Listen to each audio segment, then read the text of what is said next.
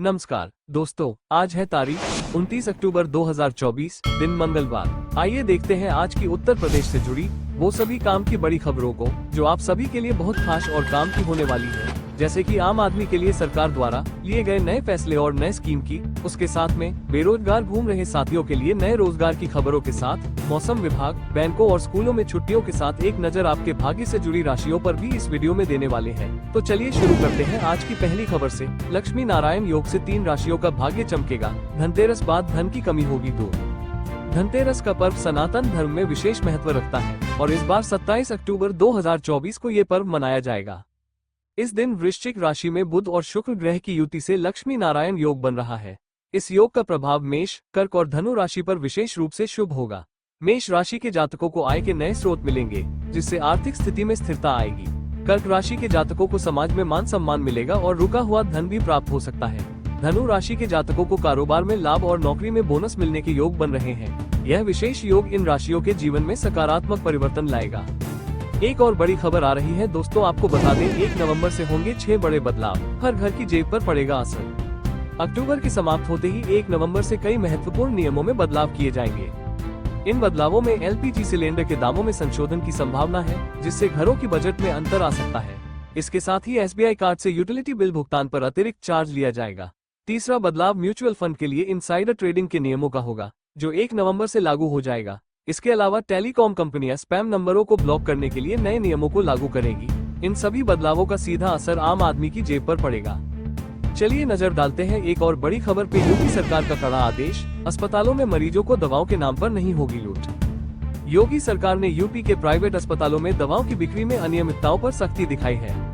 आदेश के अनुसार अब किसी भी मेडिकल स्टोर पर बिना फार्मासिस्ट की दवा नहीं बेची जा सकेगी। सरकार को शिकायतें मिली थी कि कुछ अस्पताल महंगी और विशेष दवाओं का भंडारण कर रहे हैं, जो केवल उन्हीं के स्टोर पर उपलब्ध होती हैं। दिवाली बाद सरकार द्वारा औचक जांच अभियान चलाया जाएगा, जिसमें इन अस्पतालों के मेडिकल स्टोर्स की कड़ी जांच की जाएगी। इस निर्णय से अस्पतालों में मरीजों को महंगी दवाएं खरीदने के लिए मजबूर नहीं होना पड़ेगा। एक और बड़ी खबर आ रही है दोस्तों, आपको बता दें करहल उपचुनाव में शिवपाल यादव ने किया सपा उम्मीदवार का समर्थन, भाजपा को झटका। मैनपुरी के करहल विधानसभा सीट पर हो रहे उपचुनाव में भाजपा उम्मीदवार अनुजेश यादव को बड़ा झटका लगा है। शिवपाल यादव ने सपा उम्मीदवार तेज प्रताप यादव का समर्थन करते हुए स्पष्ट किया कि अब रिश्तेदारी समाप्त हो चुकी है और अनुजेश को पार्टी में वापसी का कोई मौका नहीं मिलेगा।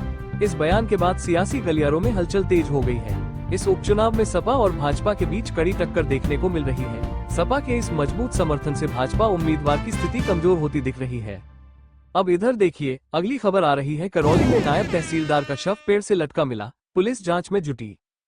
करौली के सिटी पार्क में शनिवार सुबह नायब तहसीलदार राजेंद्र कुमार का शव फांसी पर लटका हुआ मिला, जिससे हड़कंप मच गया। सूचना पर पुलिस मौके पर पहुंची और शव को अस्पताल की मोर्चरी में भेज दिया। बताया गया कि राजेंद्र हाल ही में करौली में तैनात हुए थे और 2 दिन पहले ही उन्होंने किराए का कमरा लिया था। पुलिस को एक सुसाइड नोट मिला है, जिसमें उनकी बेटी बुलबुल का जिक्र है। पुलिस इस मामले की जांच कर रही है और परिवार का रो रो कर बुरा हाल है।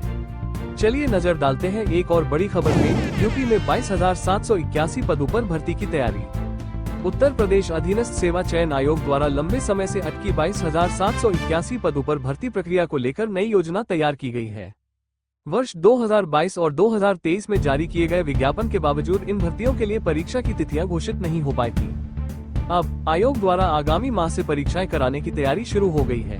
मुख्यमंत्री योगी आदित्यनाथ के निर्देशों के अनुसार सभी लंबित भर्तियों को जल्द पूरा करने के लिए एजेंसियों का चयन किया जा रहा है।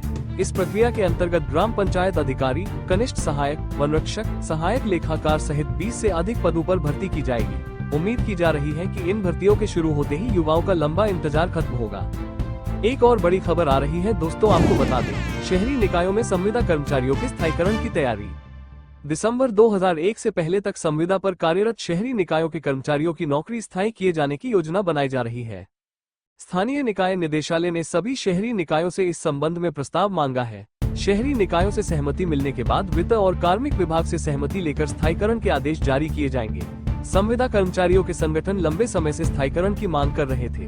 वर्ष 2016 में इस संबंध में एक नीति बनाई गई थी, जिसमें दिसंबर 2001 से पहले नियुक्त संविदा कर्मचारियों को स्थायी किया जाना था। स्थायीकरण का खर्च शहरी निकाय खुद उठाएंगे, जिससे सरकार पर अतिरिक्त वित्तीय बोझ नहीं पड़ेगा। अब इधर देखिए, अगली खबर आ रही है। लखीमपुर में किसानों को मटर के बीज पर 50% अनुदान का लाभ। लखीमपुर जिले के बिजुआ ब्लॉक में किसानों के लिए मटर के बीज पर 50% अनुदान की योजना शुरू की गई है। राजकीय कृषि केंद्र प्रभारी विनोद कुमार यादव ने बताया कि रबी फसल के सीजन में मटर, चना, मसूर और सरसों की बुवाई का समय शुरू हो गया है। कृषि विभाग द्वारा पंजीकृत किसान यहां से मटर के बीज खरीद सकते हैं और उन्हें तुरंत 50% का अनुदान भी मिलेगा।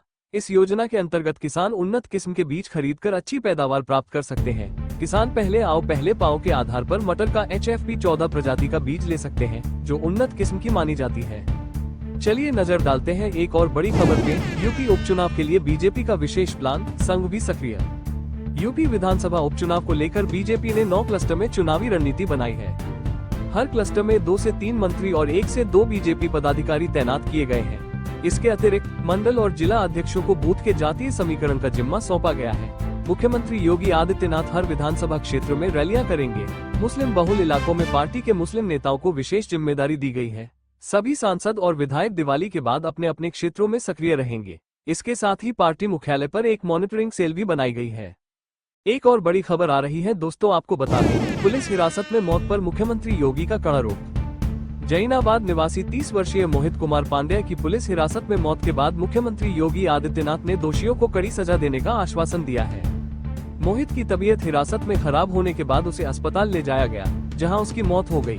मुख्यमंत्री से मुलाकात के दौरान परिजनों ने अपनी व्यथा व्यक्त की, जिसके बाद उन्हें 10 लाख रुपए मुआवजा, आवास, बच्चों की निःशुल्क शिक्षा और सरकारी योजनाओं का लाभ दिए जाने का आदेश जारी हुआ। मुख्यमंत्री ने दोषियों पर कड़ी कार्रवाई का आश्वासन देते हुए कहा कि इस मामले में न्याय जरूर होगा। अब इधर देखिए, अगली खबर आ रही है सांस रोगियों के लिए यूपी के प्रमुख शहरों की खराब हवा की चेतावनी। सांस, दमा, अस्थमा, टीबी और COPD के मरीजों के लिए आने वाले दिन किसी इमरजेंसी से कम नहीं होंगे। प्रदूषण के कारण ब्रोंकाइटिस अटैक का खतरा बढ़ गया है। धनतेरस से दिवाली तक की आतिशबाजी से हवा में विषाक्तता और बढ़ सकती है, जिसका असर दिवाली के 10 दिन बाद तक रहेगा।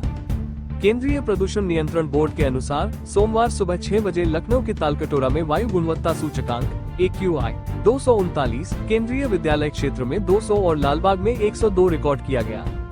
इसी तरह आगरा के मनोहरपुर में 121, शास्त्रीपुरम में 107, गोरखपुर के MMMUT क्षेत्र में 169 और कानपुर के IIT क्षेत्र में 198 AQI दर्ज किया गया। विशेषज्ञों के अनुसार 101 से 200 के बीच का AQI सांस की बीमारियों के मरीजों के लिए हानिकारक हो सकता है और 201 से 300 तक का स्तर खराब माना जाता है। एक और बड़ी खबर आ रही है दोस्तों, आपको बता दें, उत्तर प्रदेश सरकार का बड़ा फैसला, बिल्डरों की मनमानी पर लगेगी रोक। उत्तर प्रदेश सरकार ने बिल्डरों की मनमानी पर रोक लगाने के लिए बड़ा कदम उठाया है। अब समय पर फ्लैट का कब्जा न देने वाले बिल्डरों को बॉयस की जमा राशि ब्याज सहित वापस लौटानी होगी। इस निर्णय से कम 5000 बॉयस को लाभ मिलेगा।